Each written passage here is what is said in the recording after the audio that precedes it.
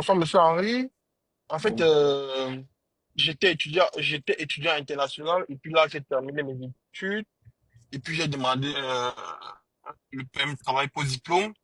Et là, j'étais avec une copine à moi. Quand on s'est séparés, elle a appelé la police disant que je lui ai frappé et tout et tout et tout.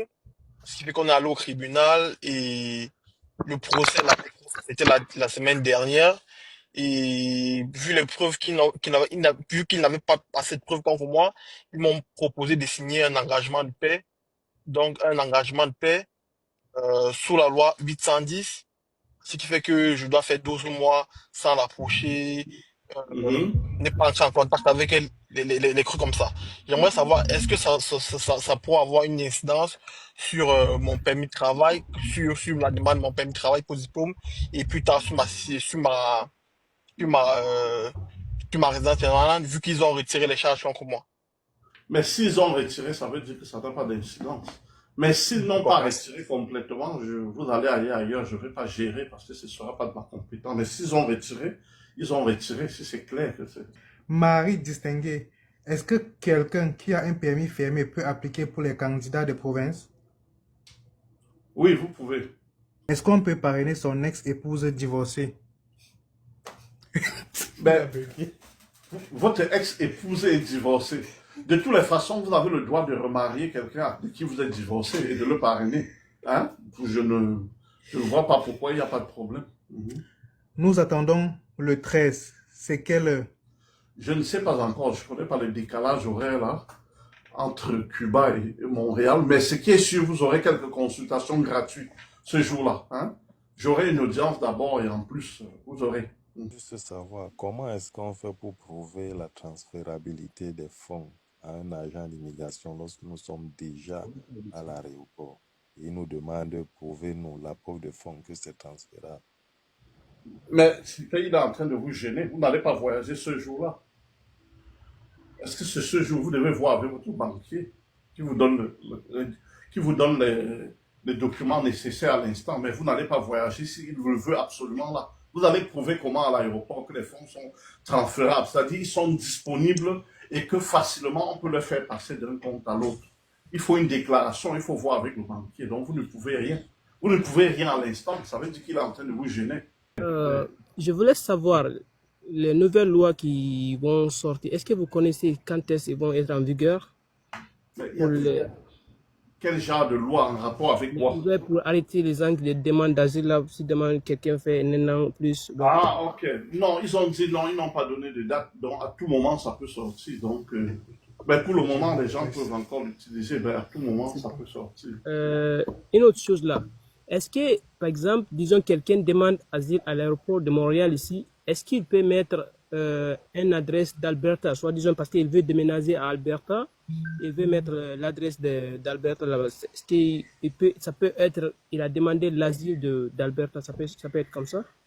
Oui, bien sûr, non, l'asile est national. Hein. Quand vous demandez l'asile, ce n'est que l'adresse qui est à Montréal. Si vous partez en Alberta, on envoie votre dossier dans les bureaux d'Alberta, ça ne change rien. Hein. J'ai des clients en Alberta alors que mon bureau est à Montréal et beaucoup de mes clients ont demandé l'asile au bureau à Montréal ici ou à l'aéroport à Montréal. D'autres n'ont pas demandé ici, ils sont sortis à l'aéroport à Vancouver, mais ils ont demandé l'asile là-bas et leur adresse. Donc on peut faire ce que l'on veut, ça c'est pas un problème. Déjà, je tiens à couper un grand chapeau à votre patience et votre courage envers ces détracteurs qui sont sur les réseaux sociaux. Bon, moi, j'étais censé passer au bureau la semaine passée, mais dû à certains voyages, j'ai pas pu. Moi, j'ai une question pour ce soir, excusez-moi. Et la question est la suivante. Une personne qui est au Canada et qui a demandé l'asile et dans son histoire a dit que c'est une fille qui a dit qu'elle est homosexuelle. Est-ce qu'elle peut se marier avec un résident permanent? Puisque dans son histoire, elle dit peut-être elle est homosexuelle. Comment est-ce que l'immigration va percevoir cela? Oui, mais est-ce qu'elle ment? Il ne faut pas mentir. Elle est homosexuelle ou elle n'est pas. Elle est lesbienne, vous voulez dire peut-être qu'elle est lesbienne. Oui. Écoutez, il y a les lesbiennes qui sont lesbiennes, non pas parce qu'elles ne font pas l'amour avec les hommes. Il y a les gens qui se définissent dans leur tête comme lesbiennes. Et il y a d'autres qui sont lesbiennes, effectivement, parce qu'elles ne vont qu'avec les femmes. D'autres vont avec les hommes par convenance et elles se définissent comme lesbiennes. Donc tout ça, c'est discutable. Ça dépend de comment elle est. Hein? Il y a des gens qui se marient parce qu'ils ne veulent pas que leur famille sache qu'ils sont homosexuels. Des hommes qui se marient avec des femmes pour la convenance, mais ils se définissent comme homosexuels. Vous voyez ce que je veux dire? Ouais, c'est-à-dire, est-ce que ça passe? Est-ce que c'est ça? Non, pas que ça passe, ça doit être la vérité. Je ne suis pas en train de dire qu'il faut mentir.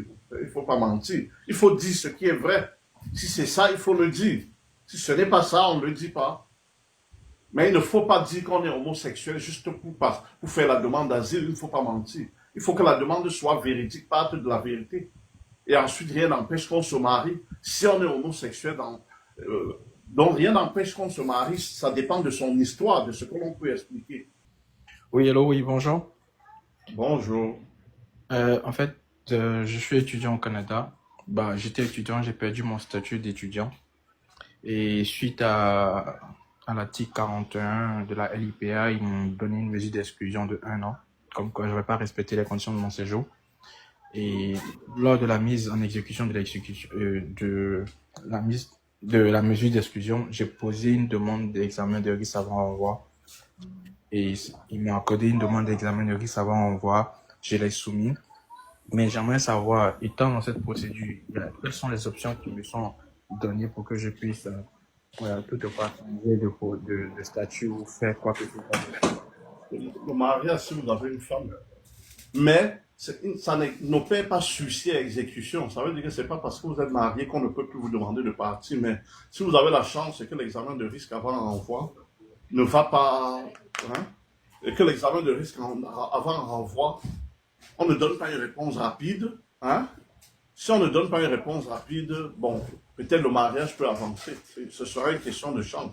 Et même parfois, si on veut vous renvoyer, je connais quelqu'un qui est très bon pour ça, c'est pas ma spécialité. Au moment où vous avez des problèmes, malgré le mariage, on veut vous renvoyer, moi je peux vous connecter à quelqu'un qui sait demander le suicide à exécution, et voilà. Ainsi, Mais c'est le mariage, je vais dire, à cette étape-là, bon, hein.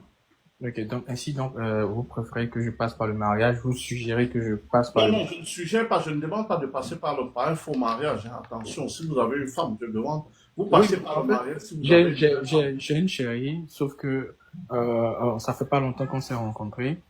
Voilà, donc je sais pas si c'est pris pour acquis, pour un mariage, je sais pas. Bon, là, vous allez gérer un peu en privé avec elle, mais voilà une possibilité qu'il y a. Bonsoir, est-ce que c'est possible qu'un réfugié fasse venir sa mère une fois enceinte?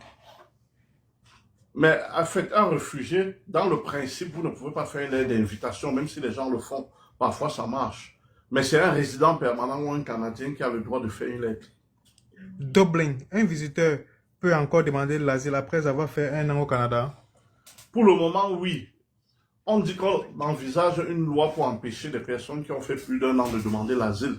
Mais pour le moment, la loi n'existe pas. Donc, même ceux qui ont fait 10 ans, même 20 ans, peuvent demander l'asile. Le seul critère, est-ce que vous êtes en danger si vous retournez dans votre pays? C'est ça le critère, ce n'est pas le critère de temps, ni le critère de statut. Vous êtes visiteur, vous êtes travailleur, vous êtes étudiant, vous êtes n'importe quoi. C'est pas ça le critère pour le moment. Une personne qui a la REP en cours et un PMI+, actuellement, peut-il s'installer en Ontario après la REP?